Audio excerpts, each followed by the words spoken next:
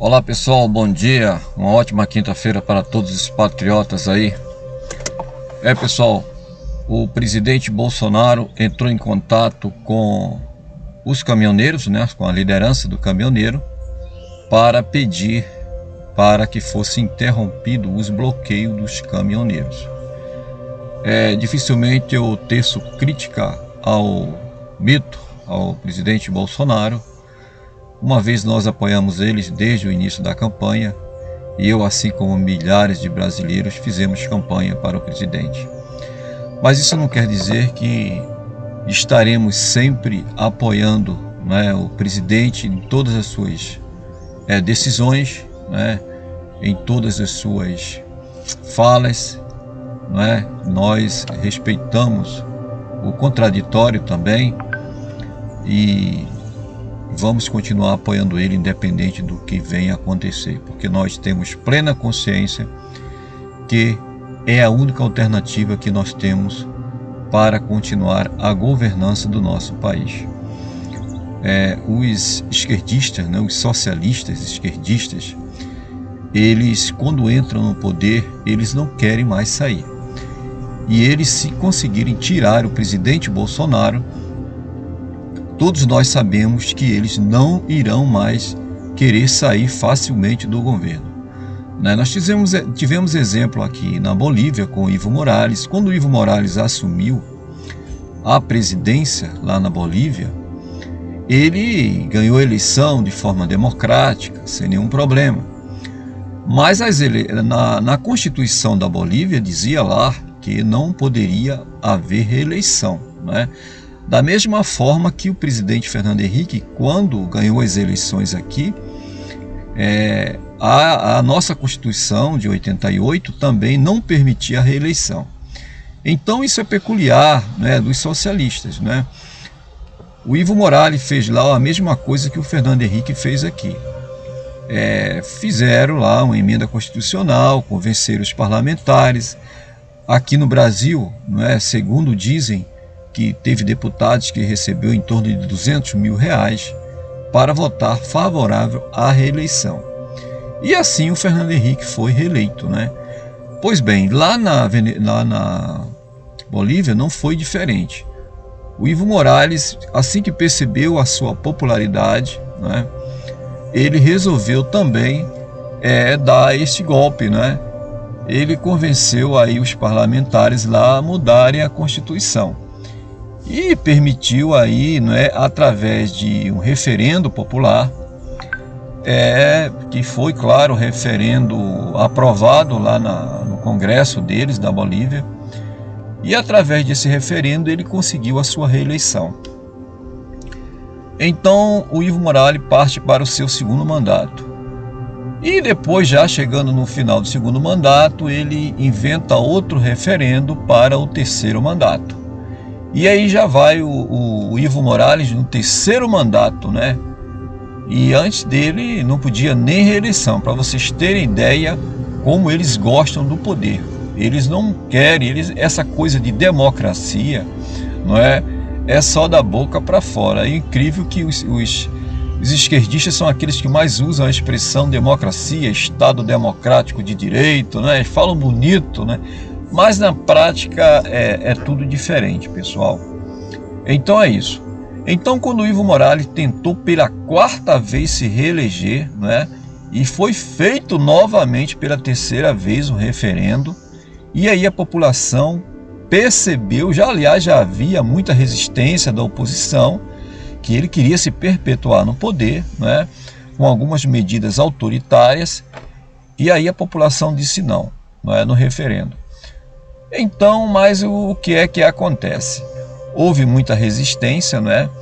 E ele não se conformou com o resultado deste terceiro referendo e recorreu ao quem? Ao TSE e à Suprema Corte de lá da Bolívia, aqueles muito identificados com o nosso TSE e a nossa Suprema Corte. E estes permitiram, através de uma manobra, que o Evo Morales fosse se candidatasse, aliás, né, pela quarta vez, né? Bem, ele já, nessa altura do campeonato, já tinha um grande concorrente político, né, que fazia oposição e duras críticas a ele. Então teve a eleição, né, e durante a eleição o seu opositor, né, tinha tudo para ganhar as eleições, as pesquisas apontavam para ele, e assim no final da apuração, o TSE também de lá deu aquela parada, né, aquela parada costumeira antes do golpe, e quando voltaram a dar os resultados, Evo Morales era o vencedor das eleições. Então isso tomou uma repercussão muito grande.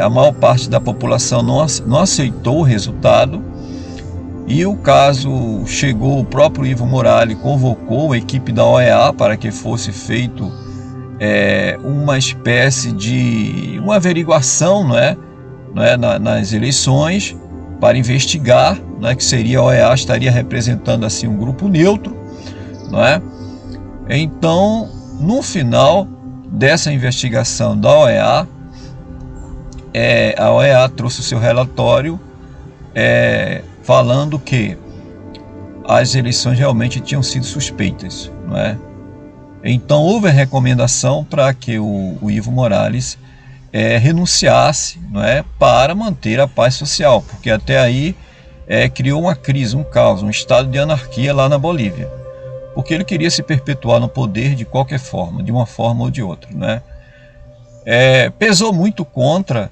o Evo Morales quando o comandante lá, uma espécie de ministro da defesa, o recomendou, oficialmente, para ele renunciar. Então aí ele perdeu o apoio das Forças Armadas, Então ele ficou realmente fragilizado e ele teve que renunciar. Pois mas foi com muita insistência das pessoas, da população.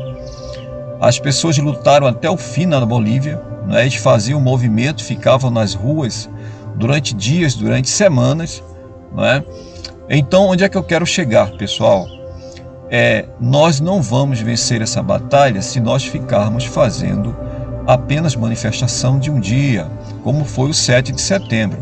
Foi um grande recado, foi uma manifestação histórica, sem precedente na história geopolítica aí do país. Portanto, todos voltaram para casa, a grande maioria voltaram para casa.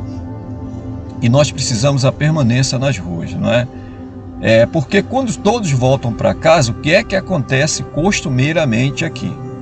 Vocês há de convir comigo. Volta tudo à sua normalidade. Mas que normalidade? A normalidade do Supremo Tribunal Federal, do TSE, do políticos, do toma lá da cá. E a população continua a mesma coisa, simplesmente deu recado nas ruas, Então é isso, pessoal. Os caminhoneiros são os guerreiros. Eles estão lá ainda bloqueando ruas. Cerca de hoje, dia 9, tem cerca de 15 bloqueios, grandes bloqueios em BR, em estradas, em vias principais do Brasil. Nós precisamos apoiar estes caminhoneiros, Embora o Bolsonaro tenha solicitado, pedido para que fosse encerrado o bloqueio, olha, com certeza, se eles desistirem deste bloqueio, o bloqueio vai servir de um ótimo instrumento de pressão, tanto ao Congresso, assim como no Supremo Tribunal Federal. E desistir desse bloqueio é a mesma coisa que jogar por terra toda aquela mobilização do dia 7. Então, num momento como este, não podemos estar preocupados se vai faltar alimentos, se a economia vai entrar em baixa. Olha, gente, nós temos que pagar um preço por esta liberdade que nós almejamos. Ninguém consegue a liberdade na sua zona de conforto. Os caminhoneiros saíram da sua zona de conforto, eles estão se privando da ausência, da presença de seus familiares, de seu trabalho, de seu dinheiro no bolso, estão sujeitos a perder seus empregos, mas eles estão lá, não é só por eles não, e não é por diesel como a grande mídia está propagando não, é pela nossa liberdade. Os caminhoneiros têm como pauta principal a expulsão, a destituição de ministros, dos ministros da Suprema Corte. Eles não falam só o Alexandre de Moraes, não. Eles estão pedindo para todos saírem. É isso que eles querem. Então é uma causa nobre. Isso vai trazer resultados para todos nós brasileiros, para o destino da nossa nação, para o destino do nosso país. Então por que nós ficarmos em casa, nos nossos confortos, não é? Enquanto os caminhoneiros estão lá se expondo, enfrentando a Polícia Rodoviária Federal. Isso não é um convite para fazer uma pressão de forma anárquica, não. Pacífica e ordeira. Mas nós precisamos apoiar e reconhecer a importância da permanência dos caminhoneiros nestes bloqueios, porque vão ser esses bloqueios que vão fazer com que o presidente do Senado, Rodrigo Pacheco, tome uma medida cabível que é pertinente a ele, enquanto chefe do poder, não é, do legislativo. Vocês lembram que os caminhoneiros fizeram essa pressão com o Michel Temer lá atrás, em 2018, e o Michel Temer não aguentou a pressão, porque a economia cai mesmo, entendeu? É boicote internacional, a coisa fica complicada, não só para o presidente da República, mas para toda a governança de um país. Para o Supremo Tribunal Federal, então, e para o Legislativo, a pressão será maior. Por quê? Porque foram eles os causadores do problema. Então a população não está cobrando nada aí do presidente Bolsonaro, não. A população está cobrando do presidente Rodrigo Pacheco, presidente do Senado Federal, e cobrando também do Supremo Tribunal Federal, em particular o presidente do Supremo, que é o ministro Fux, porque ele está prevaricando, ele está sendo corporativista, ele está chancelando todas as medidas atrozes do Alexandre de Moraes. Então tudo que o Alexandre de Moraes está fazendo, o presidente Fux está chancelando, e o pior, está se apresentando, dando o seu discurso, a sua nota oficial, repudiando os movimentos soberanos da população brasileira. Como pode, não é? Uma população, uma mobilização de 2 milhões de brasileiros ser repudiada como antirrepublicanas ou antidemocrática pela presidência da Suprema Corte.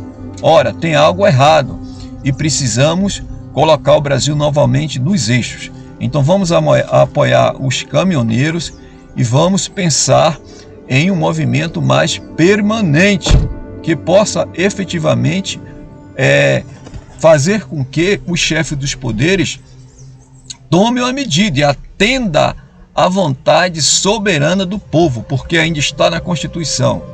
Todo poder emana do povo, que deverá ser exercido pelos seus representantes ou diretamente. Então é hora de exercer diretamente este poder, porque representante nós não temos mais.